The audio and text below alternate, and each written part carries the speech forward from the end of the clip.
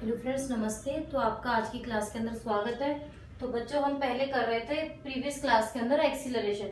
अब एक्सीलरेशन के बारे में मैं आपको समझा चुकी हूँ कि एक्सीलरेशन क्या होता है। Velocity with respect to time acceleration होता है। एक्सीलरेशन किस पे डिपेंडेंट है? एक्सीलरेशन डिपेंडेंट है वेलोसिटी के ऊपर। और वेलोसिटी कैसी क्वांटिटी होती है? Vector quantity. इसलिए एक्सीलरेशन भी कैसी क्वांटिटी होगी? वेक्टर क्वांटिटी होगी। वेलोसिटी की जो वैल्यू है वो पॉजिटिव भी हो सकती है, नेगेटिव भी हो सकती है और जीरो भी हो सकती है। इसलिए सेम एज एक्सीलरेशन की जो वैल्यू है वो भी पॉजिटिव और नेगेटिव और जीरो हो सकती है। इतना मैं आपको समझा चुकी हूँ। इंस्टेंटेनियस एक्सीलरेशन भी हम आपको बता चुके हैं। इसके बाद बारी आती है इसके कर्व्स की, ग्राफ्स की। तो मैंने आपको प्रीवियस क्लास के अंदर बताया था कि ग्राफ इसमें 6 टाइप के बनेंगे। तो देखिए, सबसे पहले हम बात करते हैं position time graph. Position time graph, okay. Position time graph में केस होंगे 3। Case first, when a is positive. कैसा बनेगा इस कंडीशन में ग्राफ? इस कंडीशन में देखिए, ग्राफ इस टाइप से बनेगा। यदि एक्सीलरेशन पॉजिटिव है तो ग्राफ इस कटोरी नुमा संरचना की तरह बनेगा। बनाइए। एक्सटी कर्व का पहला कर्व है ये।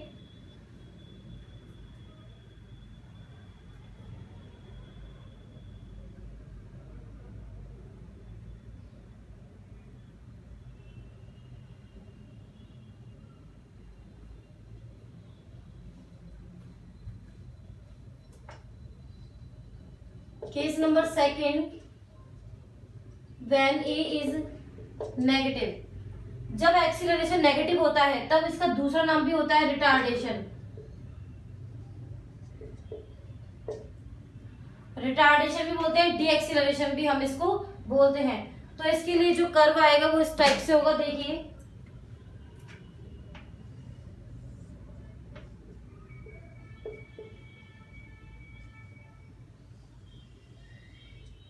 बना लीजिए।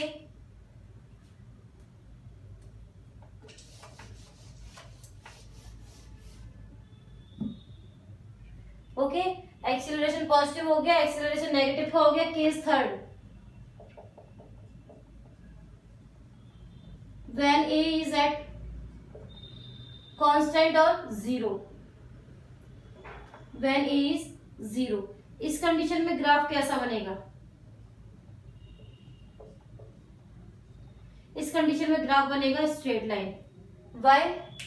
जब स्ट्रेट लाइन कर्व होता है तो वेलोसिटी कैसी होती है? कांस्टेंट होती है और पॉजिटिव होती है। जब वेलोसिटी ही कांस्टेंट हो गई तो एक्सीलरेशन तो जीरो हो जाएगा। एक्सीलरेशन का मतलब क्या होता है? Change in velocity. वेलोसिटी के अंदर चेंज होना चाहिए, लेकिन इधर तो आप देख रहे हो कि वेलोसिटी बिल्कुल एकदम कांस्टेंट है। तो वेलोसिटी कांस्टेंट होगी तो एक्सीलरेशन क्या हो जाएगा? जीरो। ये तीनों जो कर्व थे ये एक्सटी कर्व थे।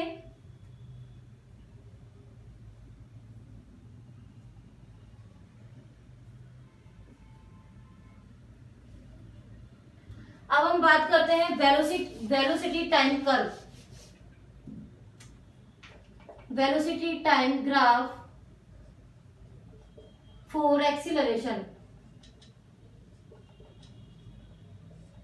एक्सीलरेशन के लिए वेलोसिटी टाइम ग्राफ, इसके भी केस 3 होंगे। केस फर्स्ट क्या होंगे? Case first, same, when a is positive. यदि ये पॉजिटिव होता है तो ग्राफ बनेगा इस टाइप से, या फिर आप इसको सेंट्रल ओरिजिन से ना लेना चाहे तो यहां से ले लीजिए। केस सेकंड की बात कर रहे हैं हम, व्हेन ए इज नेगेटिव, मतलब कि रिटार्डेशन हो। तो ये आपको सेम वेलोसिटी वाली कर्व लग रहा है ना? इस टाइप से बनाइए दोनों कर्व।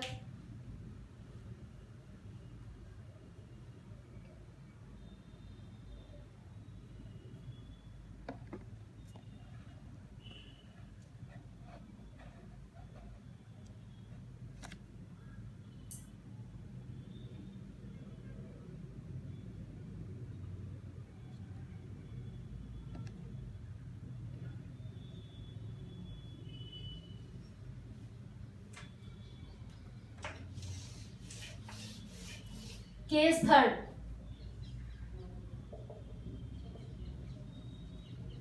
व्हेन एक्सीलरेशन इज 0, 0 होगा तो देखिए कर्व इस टाइप से बनेगा, बिल्कुल कांस्टेंट लाइन, कोई भी चेंज नहीं होगा इसके अंदर।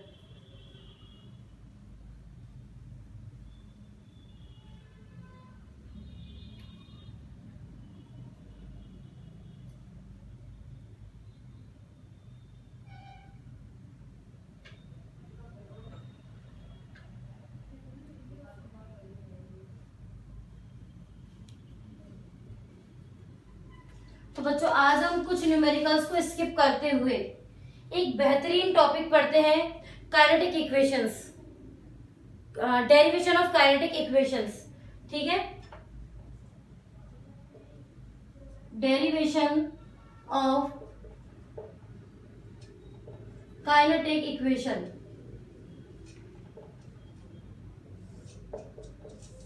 तो डेरिवेशन ऑफ काइनेटिक इक्वेशन मतलब कि न्यूटन्स की जो काइनेटिक इक्वेशंस है इनको 3 टाइप से हम निकाल सकते हैं। पहली बात तो तीनों इक्वेशन है कौन सी? फर्स्ट इक्वेशन क्या है? v is equal to you plus A T.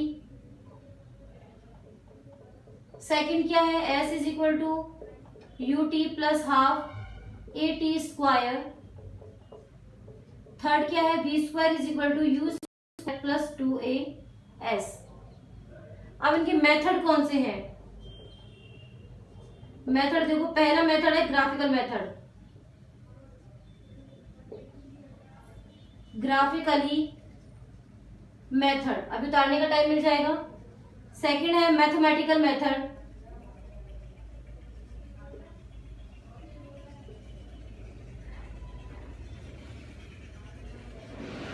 Third कौन सा मेथड है बता सकता है कोई?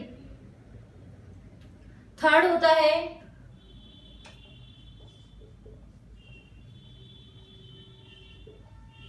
डिफरेंशिएशन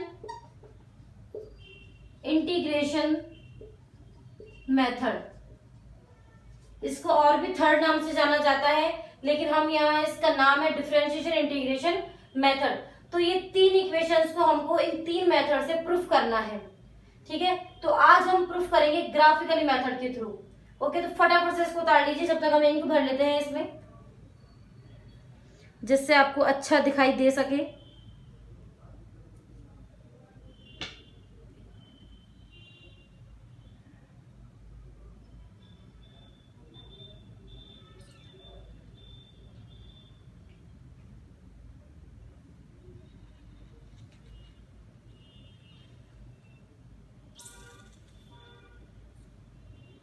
लगता है इंक खत्म हो गई।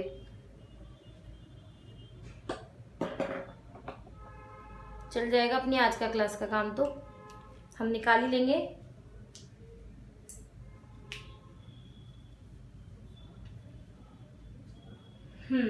ठीक है, तो हम ग्राफिकली मेथड, पहली हेडिंग डाल दीजिए graphically method, graphically method. Okay, अब देखिए ये होता है ग्राफिकली मेथड के अंदर, ये है कोई ओरिजिन, ये है वेलोसिटी का फ्रेज और ये है टाइम का फ्रेज। ये है initial velocity, this was final velocity, हम ले रहे हैं टाइम t यहां पर। ओके, तो हम यहाँ ग्राफ, कौन से वाले ग्राफ की बात करेंगे? v इंक्रीजिंग वाले कर्व की हम बात करेंगे। यहाँ पर v इंक्रीजिंग का कर्व ये इसी टाइप से बनेगा। ओके, ओ अब इसका हम पॉइंट्स दे रहे हैं इसको इस टाइप से,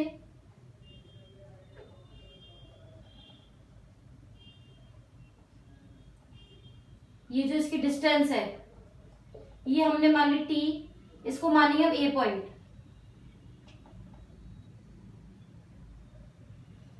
ये होगा b पॉइंट, ये होगा c पॉइंट, इस पॉइंट का नाम है d और इस पॉइंट का नाम है e, और ये है एंगल थीटा। ये है, देखिए ग्राफ में क्या किया है कि v पॉजिटिव का ग्राफ बनाया है हमने, vt कर्व एक्सीलरेशन के लिए, जब एक्सीलरेशन कैसा हो? पॉजिटिव। ऐसा ही बनता है। यहाँ देखो हम क्या देख रहे हैं, ओ ए कितनी होगी, स्मॉल टी। ओ ई कितनी होगी, यू। ओ डी कितनी होगी, वी। और ई डी कितनी होगी,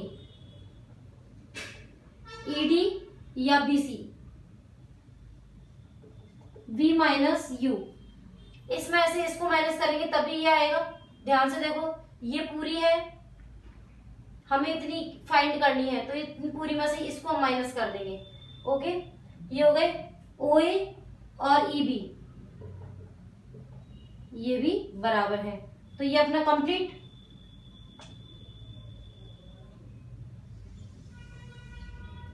ठीक है, तो इसको फटाफट आप पहले उतारिए, इसको नोट कीजिए फटाफट से।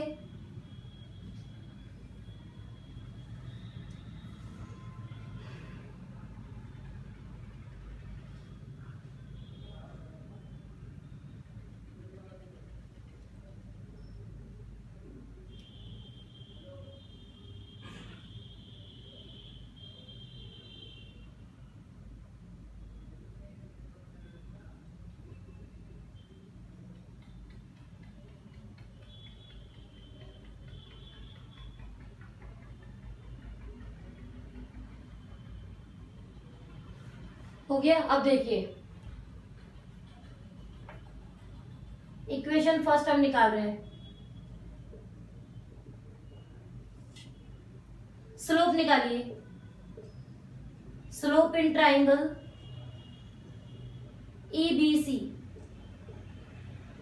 स्लोप कैसे निकालते हैं हम, टेन थीटा करके। कैसे निकालते हैं, tan theta. Tan theta is equal to क्या होगा, साइन कॉस टेन। लार बटे कक्का से भी कर सकते हो, परपेंडिकुलर अपॉन बेस आएगा। परपेंडिकुलर थीटा के सामने होती है BC upon base EB। What is the tan theta, tan theta is equal to BC, BC की तरह ये रहा B माइनस यू, EB ये रहा T। फिर यहां लिखोगे वी नो दैट, ये किसके लिए स्लोप निकल रहा है, ये किसके लिए कर्व है, this is the slope of acceleration curve. So देखिए इधर क्या होगा, a is equal to v minus you upon t. यहां से क्या होगा, इसको जब आप सॉल्व करोगे, v minus U is equal to A T, v is equal to you plus A T. ये आपकी हो गई इक्वेशन नंबर फर्स्ट। नोट कीजिए इसको।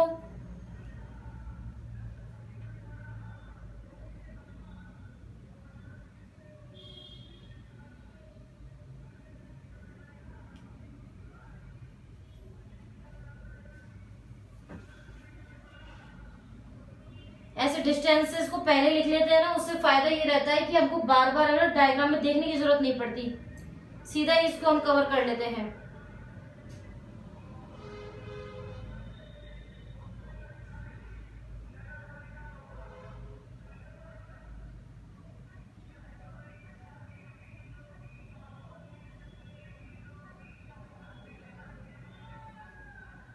इक्वेशन नंबर सेकंड की हम बात करते हैं। इक्वेशन नंबर सेकंड हम कैसे निकालेंगे, देखिए इसको पूरा इरेज करो, मैं कर देती हूँ, आप क्यों इरेज करो, कॉपी में से मत इरेज कर देना। इक्वेशन सेकंड के लिए देखिए, इक्वेशन नंबर सेकंड के लिए हम लेंगे पूरी डिस्टेंस, मानेंगे हम इस डिस्टेंस को, ठीक है। किस किस के लिए लेंगे, S is equal to area of rectangle OABE,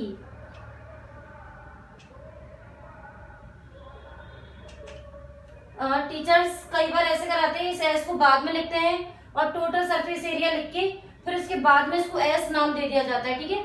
यदि आप पहले भी लिखना चाहते हो तो कोई प्रॉब्लम नहीं है, सबका अपना अपना टेक्निक है कराने का। Area of OABE and area of triangle EBC।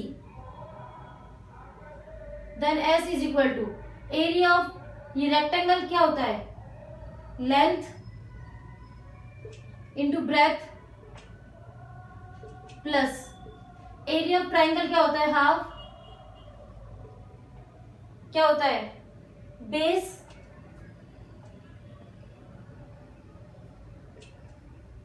Into height. Okay, s is equal to O A कितनी है, टी, ए बी तो हमने लिखी ही नहीं शायद, ए बी ओ ई के बराबर ही होगी U, plus half E B कितनी होगी, ई बी टी, और B C B minus U. फिर लिखेंगे B minus U is equal to क्या था, 80, हमने इक्वेशन नंबर फर्स्ट में देखा था। So s is equal to U T plus half A T square. ये है आपकी इक्वेशन नंबर सेकंड, नोट कर लीजिए इसको भी।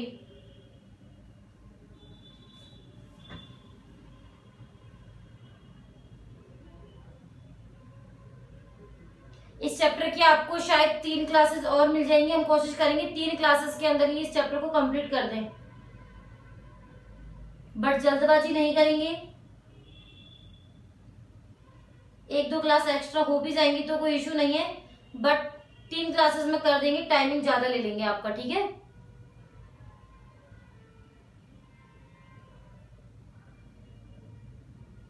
ओके देन डन, ये कंप्लीट हो गया। अब हम बात कर रहे हैं इक्वेशन नंबर 3 की।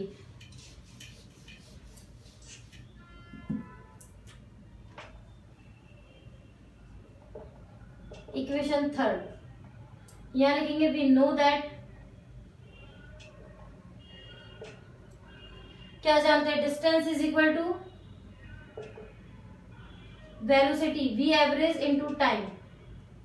यहां जो वेलोसिटी आएगी वी एवरेज वाली आएगी, ठीक है।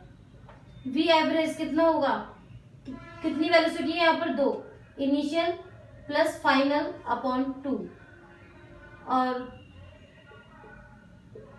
v minus U is equal to क्या है, ए टी, यहां से t निकालो, v minus you upon A. फिर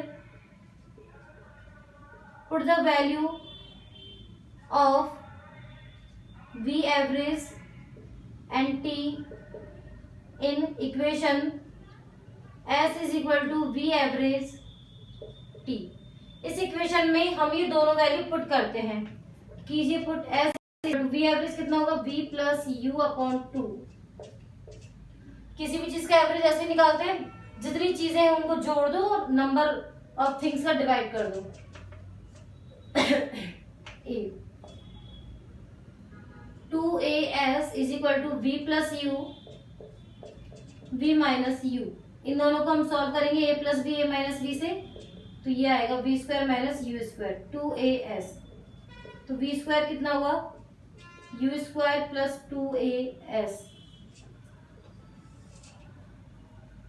ये हो गई आपकी इक्वेशन नंबर 3 भी कंप्लीट।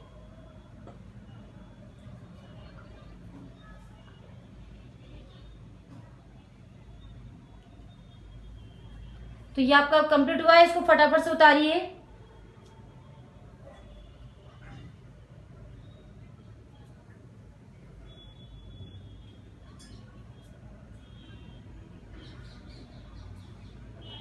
एक बार और मैं बता देती हूँ आपको, ग्राफिकल मेथड में हमने क्या किया है, वी ए पॉजिटिव का हमने कर्व बनाया है।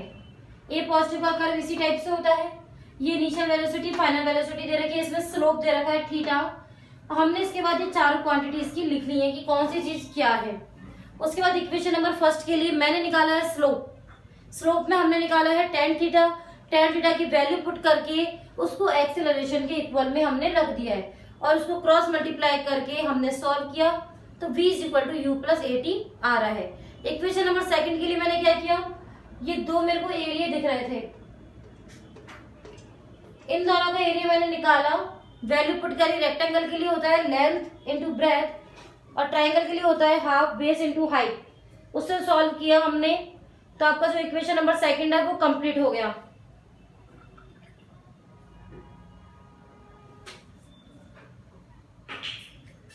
इक्वेशन नंबर थर्ड के लिए हमने distance is equal to velocity into time लिया है।